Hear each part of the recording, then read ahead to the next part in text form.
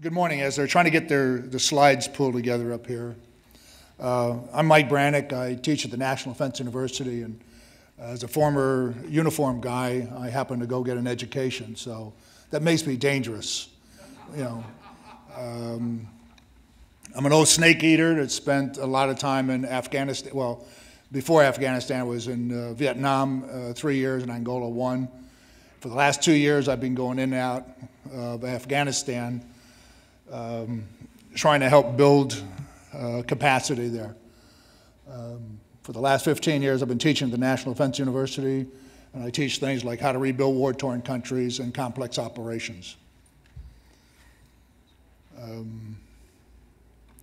Really felt bad for our previous speaker, you know, because you could see he was going through some difficult times. I hope he's able to recover.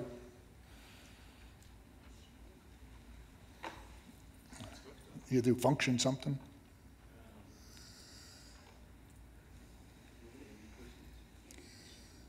We need somebody to operate the machine to get.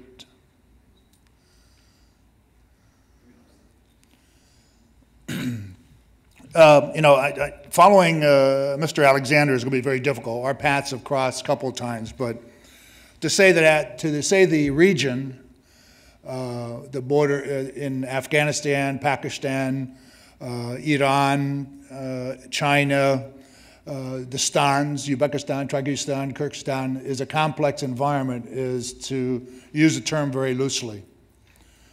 When we talk about multiple countries with multiple agendas in that region, right now there is no foreign policy that has been coordinated and integrated as it relates to the region.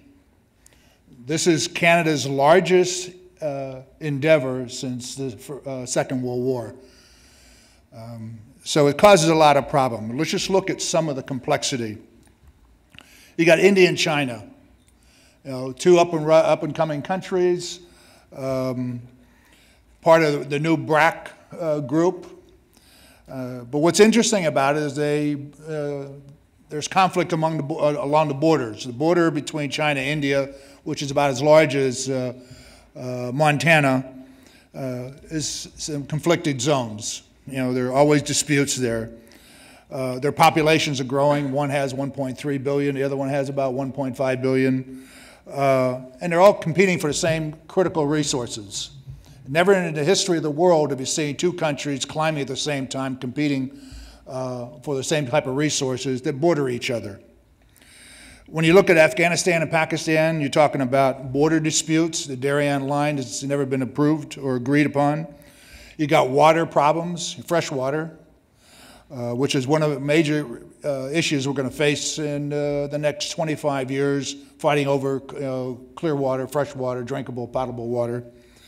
You know, you got the insurgencies, you got Afghans' alliance with India, India-Pakistan conflict, you got nuclear weapons, you got multiple resources. You got the Russia and the stans, Russia with its near abroad concept, the stans, which is they believe falls within their purview, the Silk Road, resources. When you look at Iran and Afghanistan, you talk about border countries, two different approaches to stability. You're talking about weapons of mass destructions. You talk about sponsors of terrorism. So the area to me, is a very explosive area that really has to look at the gestalt, the entire region, not just Afghanistan. You got to look at the epicenter is really, or the center of gravity is really Pakistan. You know, with its multiple ethnic groups, with its multiple organizations, the military controlling the foreign affairs and most of the country. So you've got a very rich, dynamic, fluid environment for which we, NATO, the US, Canada, has no joint integrated foreign policy towards, which makes it ripe for a lot of problems. Next slide, please. Okay, when we start talking about stabilizing a nation, we talk about there's 10 functions of a state, a nation state needs to have. Go ahead and go. I'm not going to read through them, but basically you all know this. You have to have control of the territory. You have to have some kind of rule of law. You have to have leadership. None of these exist in most of the countries that border Afghanistan, Pakistan. You have limited democracy in India. You don't have that in China. You have limited democracy in Russia. The Stans, you have autocratic governments. You don't have it in Iran. Iran's bracketed by U.S. forces on both sides in Iraq and Afghanistan, which causes them some concerns. So none of these things exist. When you talk about specifically Afghanistan, they don't have access to the sea. So developing nations need access to the sea. Infrastructure, Mr. Alexander talked about, they're non-existent in Afghanistan. They're building them. I mean, I just left there in February, and the infrastructure is, just abysmal. It's getting better, but it's still, Kabul, city built for 500,000 people, has over 2 million people there now. Things are sprawling up right and left. Next slide. Okay. To build a stable nation state in that region, you got a couple of things that have to happen. You have to have a legitimate, visionary, pragmatic leader that can mobilize a population. Where does that exist? None of the countries in the region has that. Number two is, they've got a military, but the question is, what's the military there for? Is it to protect the borders, protect it from invasion, or to guarantee that the administration stays in power? There is no civil servant. And to me, I think the biggest challenge is building the human capital. When 80% of the population is illiterate in Afghanistan, how do I build the necessary human capital to build a minister of education, or a minister of finance, or a minister of justice? I mean, if you start thinking about it, if I have to build it now, starting today, it takes me 25 years to build a lawyer. That's from birth to he passes his bar. You've got 6 years of elementary school, or let's say 12 years of education from primary, secondary. Then you got 4 years of law school. Then you've got, undergraduate, then you go to law school, and another 2 years or 4 years, depends on how gifted you are. So just add it up. Think about a minister of health to be an MD. Add those up. So it's impossible to start now and build. So I've got to go out and rent some of these people, these experts. When I rent them, and that's what it is, expats, some have come out of Canada, some come out of the United States, some have come out of, who are former Afghanistan's citizens who have left. They come back. We're renting a cop, we're renting a minister, we're renting somebody, and where does his allegiance lie? What I'm seeing in Afghanistan is we have a bunch of carpetbaggers. They're there, if anybody knows that term, carpetbaggers, that's during the Civil War in the United States, where everybody went south to try to build the South, and they all we're doing is reaping and raping the money and taking it back to their home, and really don't have an investment into the region. Well, the same thing happens in Afghanistan. They come there, they're there for a period of time, they're trying to accumulate as much wealth, and they're going to leave. How many of you understand the prodigal child? So what happens when he came home? What did Job want to do with him? Job wanted to kill him, right? He resented the fact that the prodigal child came home. So the prodigal child resents these guys coming back, or gals, but most of them are guys, 99.9% of them. So he comes back, and, I resent him coming. He's making a lot of money. He didn't have to endure the last 25 years of war and bloodshed and catastrophe. But he's coming back now, and he's reaping the money, and he's supposed to be the savior.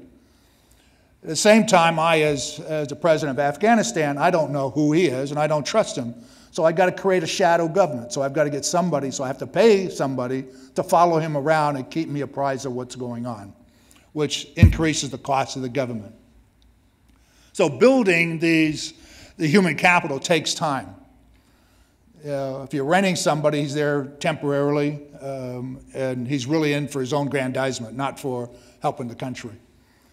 Then we got external actors. I mean, I've already told you, India, China, Pakistan, Afghanistan, Iran, Turkmenistan, Tajikistan. I mean, they're all there. There are all these external, the US, NATO. We all have different agendas. And most of our agendas are not coordinated. Even in NATO, you've got 17 troop contributing nations. But if you add all of the other players, there are 49 countries involved in Afghanistan. Can't tell you the number of donors or NGOs, and they all have their own agendas. We see more duplication of development and money than we see anyplace else. Because everybody wants to help.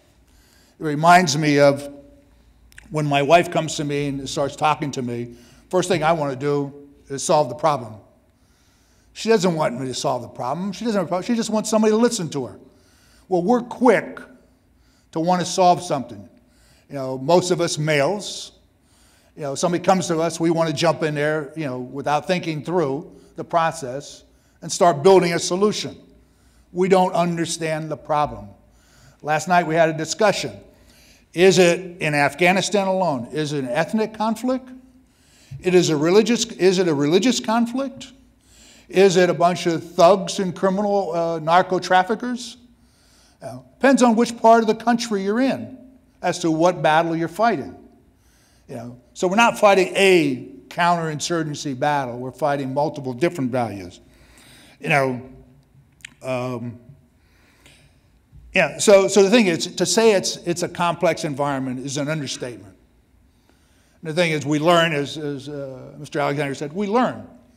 Every day we learn. We learn something new.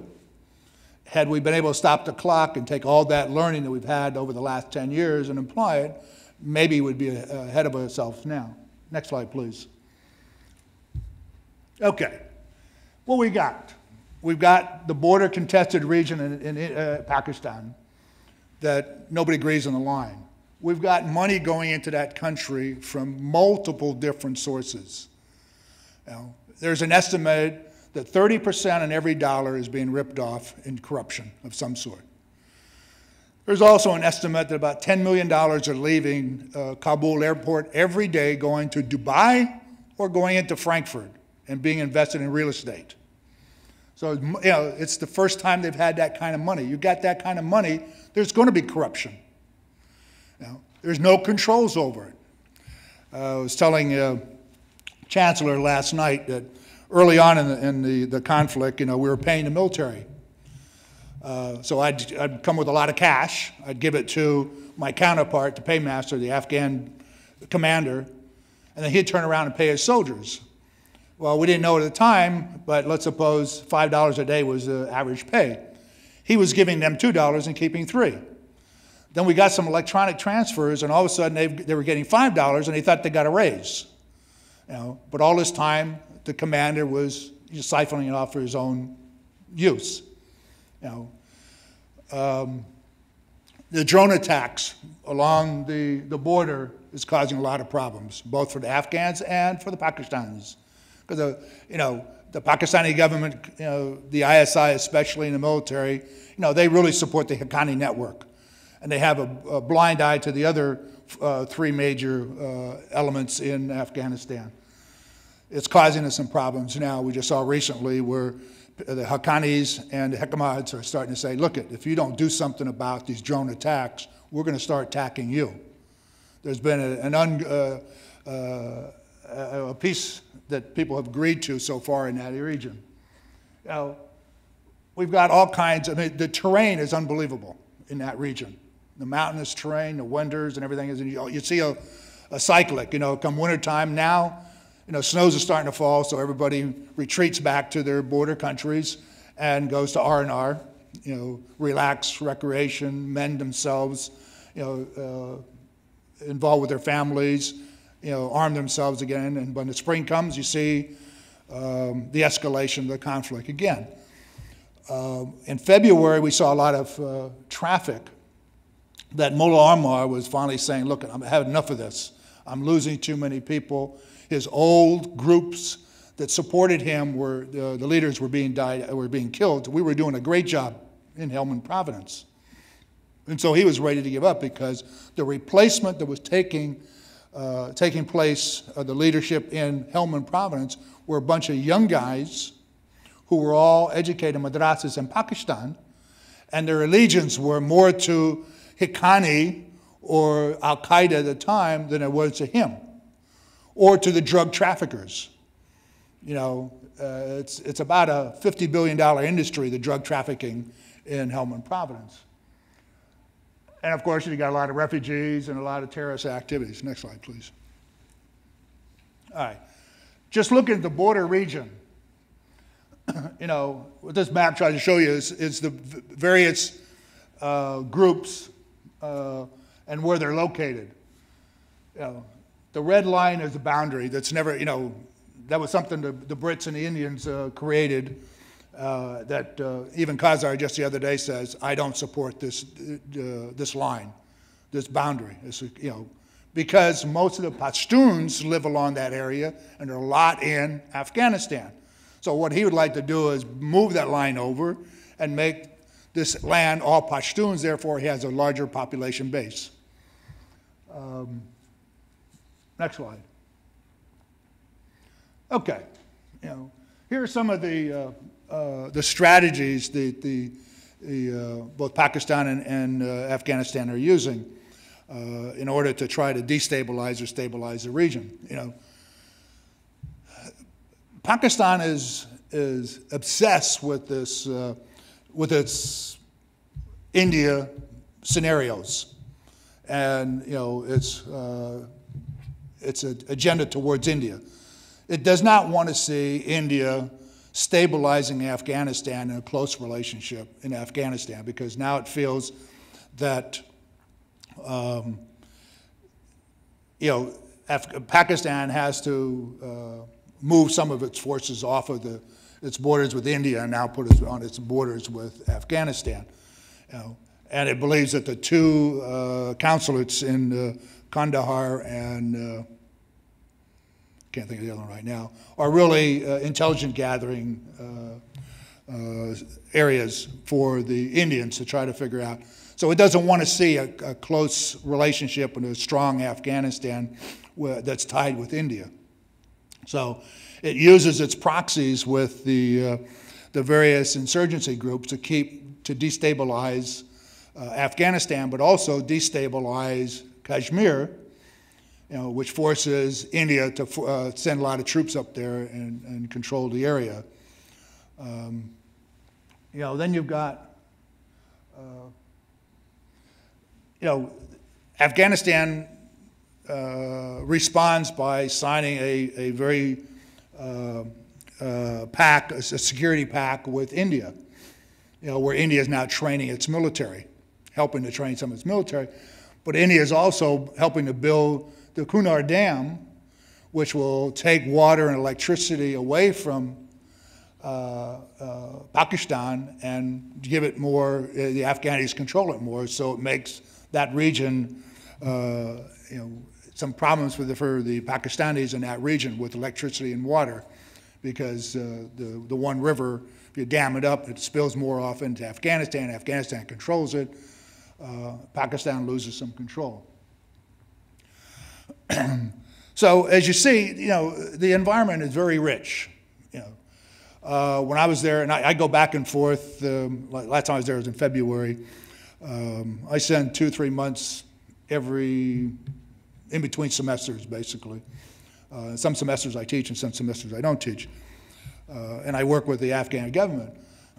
Now, I was telling the Chancellor last night, for the last 3 years I've been trying to get NATO, spending a lot of time in Brunson, to define what's the end state that they want for Afghanistan. You know, what is the end state in security? What's the end state in governance? What's the end state in development? Not one of the NATO countries, the troop contributing nations, wanted to define that. Why? Sir? Don't know what it is. Okay, very good. But if they defined an end state based on these 10 things we talked about earlier, how many generations would it take to stabilize it? You know? So they never wanted to talk about it because it was a bridge too far. You know?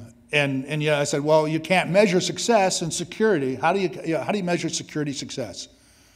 You know, we tried to do it with body count in Vietnam. It didn't work. So what does a secure environment look like? Sir?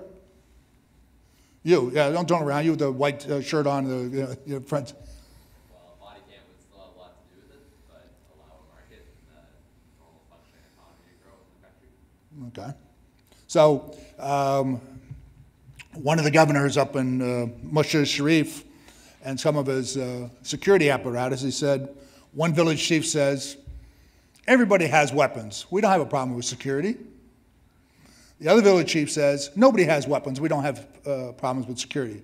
Who's right? Well, judging by your conditions for a properly functioning state earlier, I agree with the second guy. Yeah. So, you know, it depends on who's the observer and what conditions. You know, maybe all weapons makes everybody secure because somebody's afraid to shoot. Maybe the leader of the other village is a strong man, strong enough to adjudicate whatever grievances that people don't need to take it upon themselves. So you've got that kind of environment that exists throughout Afghanistan and into some cases into Pakistan, where how do you define what security is? Now, when we talk about governance, how do we measure governance? What is it, you know, how do we know whether a country is governed successfully? The lady next to him. Corruption probably, when there's no corruption. Pardon? Corruption? Corruption? So less corruption, better governance? Why? Well, more money going into proper channels and building the state. Okay. So you're going, more money's being spent in public services, public goods, you know, which is one of the key indicators, the government's being able to service the population's needs. Okay, so that's good. So we can say, so how do we measure that?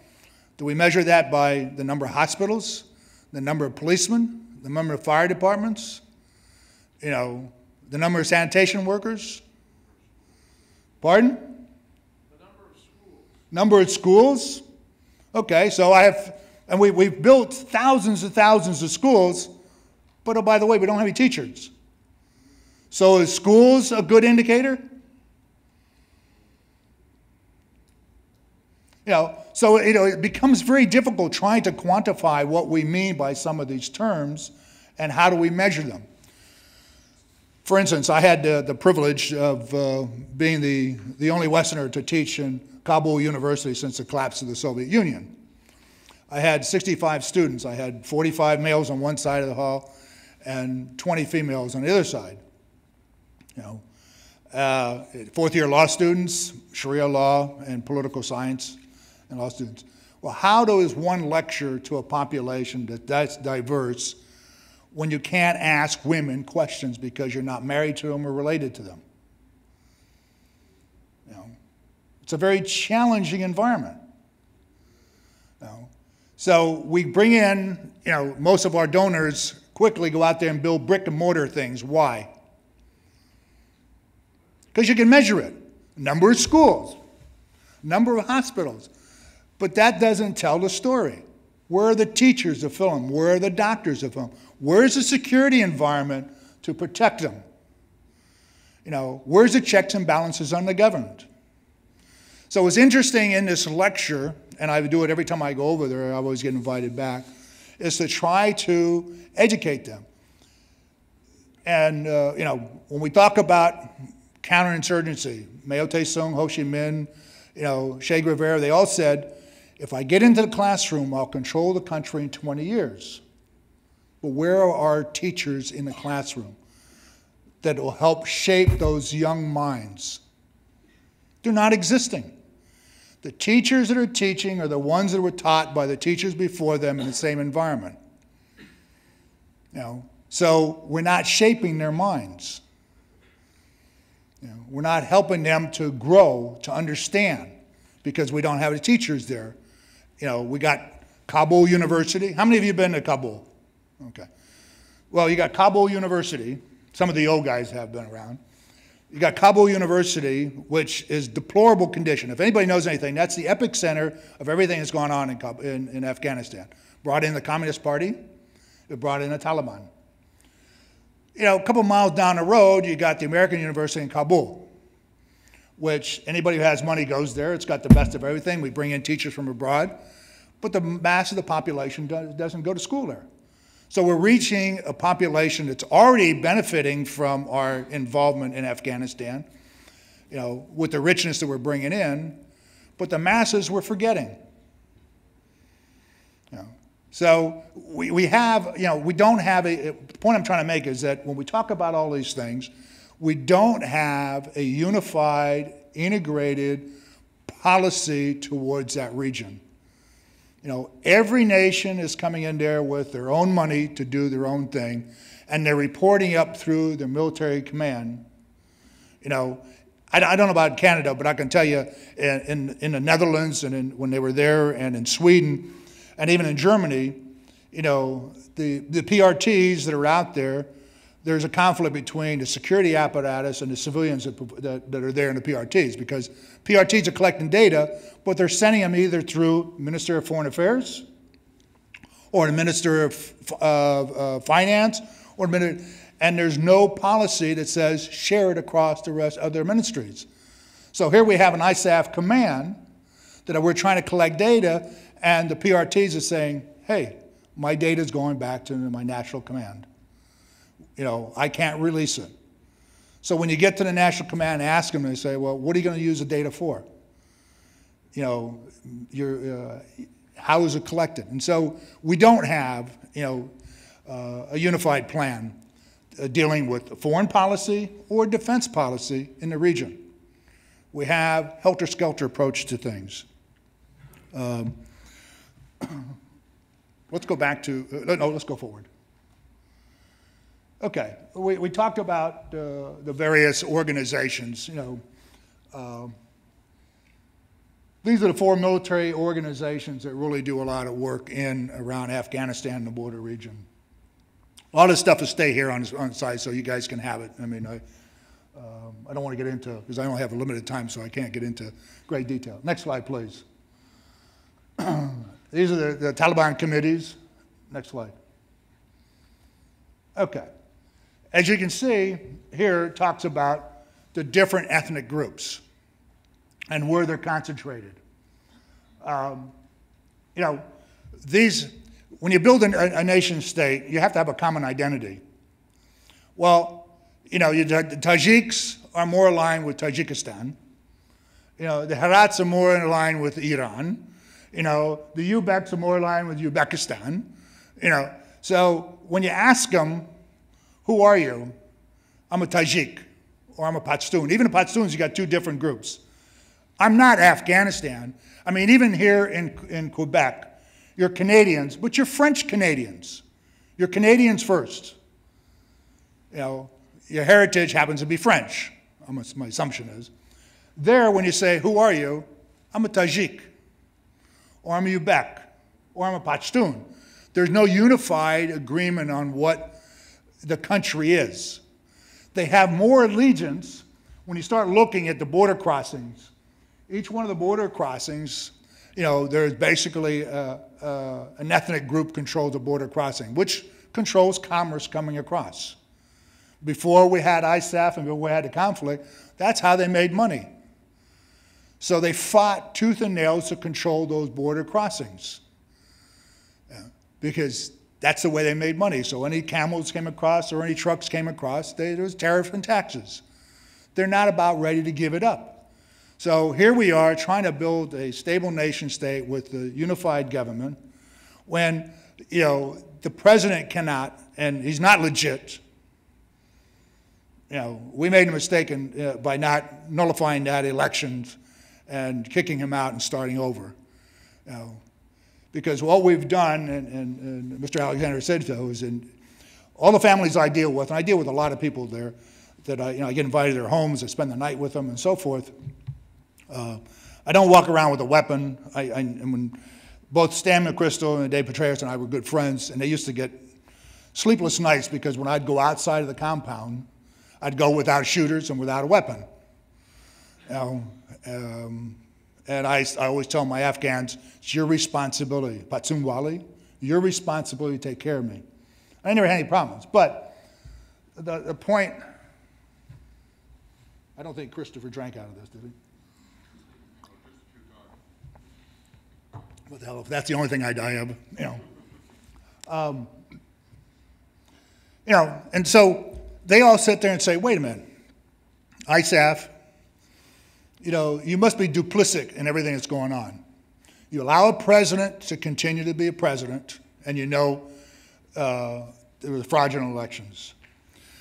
When Karzai's brother was alive, he's one of the biggest drug dealers and warlords in the area, and you allowed him to continue. You know that they're being corrupt and everybody's making money. So why should we trust in you as our so-called savior? Because you're allowing it to perpetuate, so therefore you must be duplicit. The guy who, in Balochistan, the guy who controls the border crossing, a 47-year-old guy who calls himself a colonel, he's a multimillionaire. He's got an industry there that cars come across, go back and forth. He's making a lot of money. But none of that money is, the tariffs and taxes they collect on border crossing is going back to the coffers of the president. So, as I started earlier, I said, for the last 3 years, I've been trying to get us to define end state, and nobody wanted to touch it. I happened to be working with Petraeus on what's called the Resource Operations Center, where we brought in all the TCN countries, troop contributing nations, and all the donors, and all the Afghans, and trying to match up the campaign plan to the development plan. You're talking about holes. There was it was attempting for the last 2 years to synchronize that process so that he knows what Stanley McChrystal talked about, government in a box, would go out and clear an area and hopefully would backfill it. Well, we never backfilled it because the State Department guys that came, they realized that, wait a minute, in Kabul, there's a swimming pool, I have some of the amenities, I can cohabitate, I can drink, but I get out in Helmand, there's nothing. It's an austere environment. And I risk myself, why do I want to go out there? So we're never able to get the civilian surge to marry up. So we were never able to fill that. And so we were never able to latch everything up. And that's one of the problems, is that we go in there, we clear it, but if the government doesn't backfill and starts providing services, the Taliban, is a shadow government, and they start providing it. And we were talking about the rule of law, last night, remember, Chancellor? We're trying to impose an international rule of law on them, which usurps all the shura's authority and responsibility and livelihood. So it create conflicts. So it's such a complex environment that it's going to take, the next 100 years at a minimum. Go back and look over history. How long did it take from the French Revolution to France became stable as a nation state? 500 years. 1945, there were only 51 nation states in the world. When the UN started, there were only 51. The United States was not a democracy in 1920. Why? Women couldn't vote. So if women can't vote, you're not a democracy. Even up in the 1960s, there was some place in the South that blacks could not vote because the South did not say they were citizens. So it takes a long time. And last night we were also talking about the best example of what's going on in Afghanistan is look at Scotland. There are multiple clans and how long it took them. But they had a common enemy, England. They were able to unify and unite. Where's a common enemy that's sitting in Afghanistan? Where's the common enemy that's sitting in Pakistan? So there's no galvanizing issue that can pull them together. So we're talking about NATO transformation in May of next year. You know, they're all convening in Chicago to try to decide ISAF after 2014. All right, so I started talking about, you know, creating, you know, what's the end state? And I couldn't ever get any of the NATO countries to say what an end state was. So I'm sitting in the Kabul conference, and there we have all these countries represented. The 17 troop contributing nations, the other 30-some nations that are there doing some kind of something. You know, and when Khazar stood up and said, I want to be the supported saint by 2014, you could see the color come back into the international community's face. They had an end state, and we're going to get out. We know we have a target date, 2014. We don't care what, you know, so how do we define security? We don't care. Khazar said he's going to be in charge, 2014. So what we got to do now is build the capacity of the military, the security apparatus, both the military and police. And so everybody's building that, trying, you know. So we're building something from nothing because the attrition rate, I mean, and we're back to, you know, these guys, they leave to go home to take money to their families, and they may come back 3 months later and want their jobs back. You know, they're not deserters, they're just missing for a long period of time. You know, so we're pushing quickly to build a security apparatus so we can get out. So I started saying, well, you still got to, you still got to, from now to 2014, measure progress towards on governance, economic development, and security. You know, so I had a meeting with Ashraf Ghani, who happens to be now the czar for transition. And I said, Ashraf, how are we going to measure these things? He said, no problem. I'm going to call all my friends in the villages, and they're going to tell me what the security situation is. You know, so it's the first time I heard them say that, you know, if the Taliban controls an area, it's secure. You know, if they tell me there's no fighting going on, it's secure. You know, so 2014 and this meeting in May is going to be an interesting thing. What is ISAF after 2014 going to look like? Who are going to contribute? What is the mission going to be? There's still going to have to be a training mission, which I know Canada jumps to it right away. We want part of the training mission for training the military. But there's still going to be a ready reaction force that has to go out there when somebody decides that, you know, we don't like the way things are going, like in Helmand Province. Now, Mullah Omar, when he was there, no opiums at all. He's a true religious man, no opiums at all. But now he accepts opiums because it funds his activity. So now he's going to try to come back, if he survives, whenever this truth and reconciliation occurs, comes back and he wants to get control of his province again. Now, meine Freunde, you're in charge of Helmand Province and you're making $40 billion every year in drugs. I'm going to come in and tell you to stop.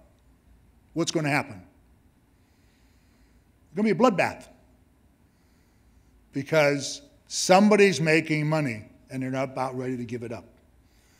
Now, I don't want to paint a real bleak picture, but the point is it's going to take a long time. Does NATO have the resolve? And if it does, then we've got to get a unified plan for a foreign policy towards the region and an economic development policy towards the region. Because everybody's building something and it's going nowhere. You know, we're talking about extractive minerals. Extractive minerals takes 40 years to build the infrastructure and the capacity. You know, so what Khazar does?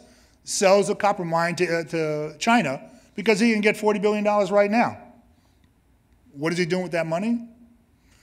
You know, when I was there, he went to Iran and he came back with a couple $1 million in suitcase, and he was confronted at the airport. He says, yeah, you know, Ahmadinejad gave me $2 million to do what I want to do with it.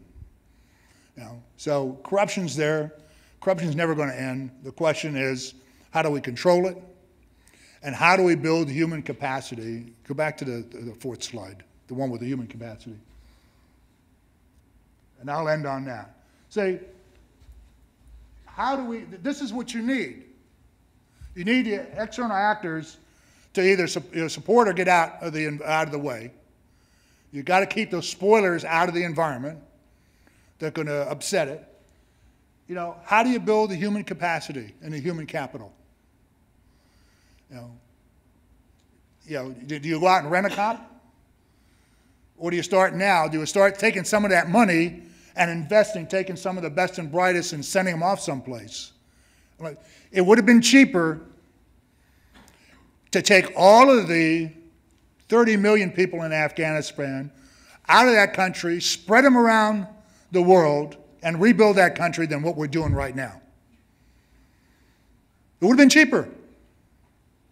So with budget cuts and everything else, how are we going to do that? Somebody should have already had a plan. We had the Marshall Plan. We had the Muskie program in the State Department, where we took the former Soviet Union countries' students out and sent them to the States to go to school.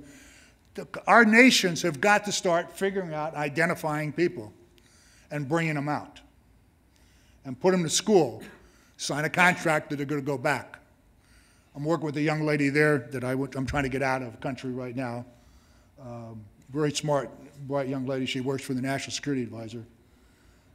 But, we've got to do that. We've got to have a unified plan that's integrated, that everybody knows, because in periods of critical, limited resources, we've got to structure it, and everybody knows what they're doing, so that we can have so it's to be orchestrated, instead of you doing this, you doing that, you doing that. All right, I've been given the thumb. 3 more minutes? Sir? Anytime. I'm a professor, so I love questions. Sir, from you, anything. Do I need the mic? I can hear you. I can hear you. Well, okay. It's not going to be that important a question anyway. You can't hear me. It's probably better. But I'm so glad you said you didn't want to be pessimistic about chances. That was a very helpful comment. But I just want to follow up one of your, two quick ones. When I was there with General Hillier, and we were looking at the training, I remember we looked out at the, and I remember in eternity, I don't know if you know him, but he had very Newfoundland kind of direct and characteristically funny way of saying it. He says, there aren't any institutions in this country, and we may be building the only institution that's going to take it Military. over when we go up. Military. I would like to ask your opinion as to whether or not you think that, in fact, given the weaknesses of the institution, which you described very thoroughly in your talk, whether, in fact, we're not setting a stage where the Afghan National Army may be the only national institution and the only one that's going to end up running the country when the West moves out. And the second one would be a more technical question that goes to your own country, the United States. I mean, when you talk about bringing students in, which I think is very, very important, at least in my own experience as a university, at the university level, one of the great weaknesses of the United States today is precisely because of the security consciousness of the country. You're losing your capacity to bring in students. You're losing your capacity to influence the world because you're shutting your universities and your country off from foreigners because you won't allow them. Yeah. Okay, I'll address those two. Number one is that, if you've got a really interesting dynamics going on, you got Wardak and Fadim, which are the first vice president, are good friends, and they all come out of the old, Northern Alliance. If they can guarantee security of the environment and mitigate the conflict, internal conflict, and control that, and give them time enough to build the institutions, then it may be. The question is, will they fragment, and then you have multiple warlords, like we did, right after the Soviet Union collapse, and everybody fighting with each other and trying to control themselves, so then we'll get back into civil war.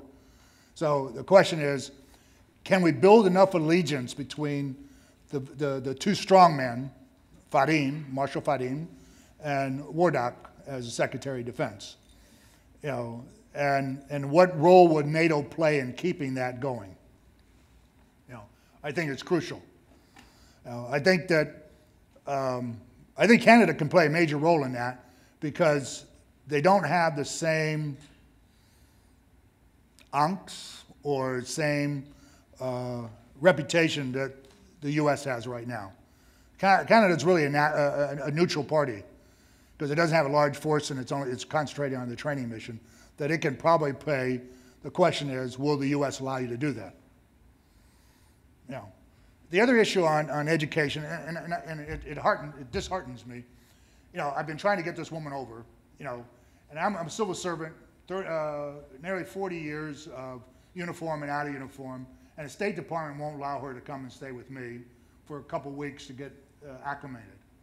You know, because of the reputation of they all want to leave, and when they get here, they don't go back. And I'm saying I'm trying to give them my guarantee, but they err on the side of caution that says everybody's wrong. So she's got to prove that she has a reason to come back.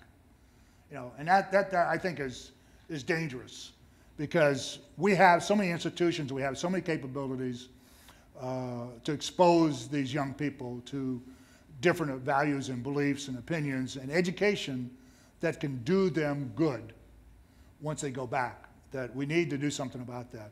But you know, but the other countries should relax their requirements and pick up the slack. I mean, the United States is like a battleship. It takes forever to turn, and right now we're turning in the wrong direction. The question is, how long will it take to turn us back around? You know, unfortunately, the pendulum goes this way, and not in the middle. Any other questions? Yes, ma'am.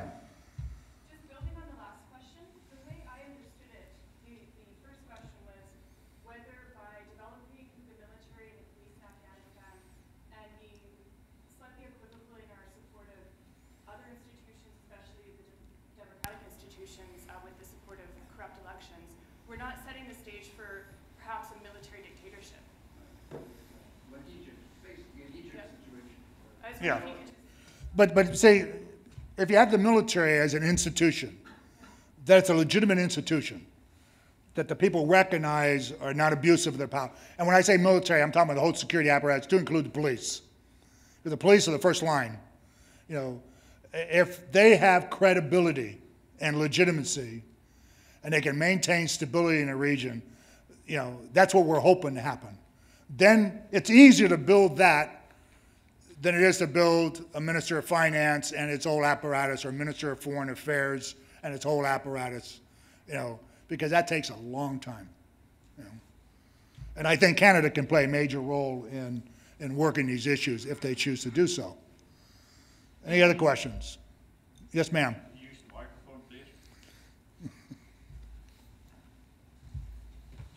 Yeah, for questions, please use the microphone because the proceedings are being recorded. Thank you. Has there been any thought of just building a university? You talked about American University, and I know a few around the world that do a good job. So why don't you build a university for free so Afghan people can get educated with American standards? Well, I mean, ideal we could build a university for free if somebody's willing to accept the burden of paying for it. And we should, I mean, we could do that. If that was one of our initial plans, was to build this country, we should have started with the academic system. But you can't do that when the shuras and the mullahs and the khans and everything want to fear of losing control of their population. And I'll give you a prime example. My classroom, we got into discussion about the Sharia law and so forth, and I don't, you know, you can talk to me later, but one of the women who finally did start raising her hand and asking questions, I said, you know, we were talking about the Quran and why women are second-class citizens, and she raised her hand and she said, so they can control us, you know, which is, to me, was you know, an existential phenomenon. I mean, it just, for her, but then afterwards, when I tried to take a picture with her and the rest of the women, she would not get around. I said, why?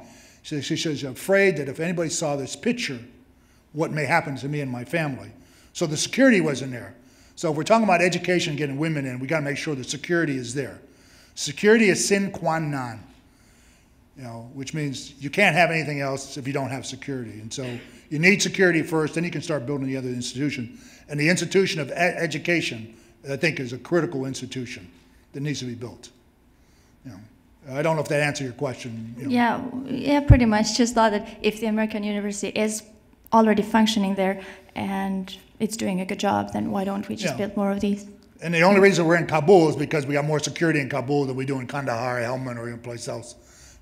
There's other universities out there, but they're all run by the same people who were taught in the 60s, that taught the new professors in the 70s, that taught the new professors. So there's no new blood coming in.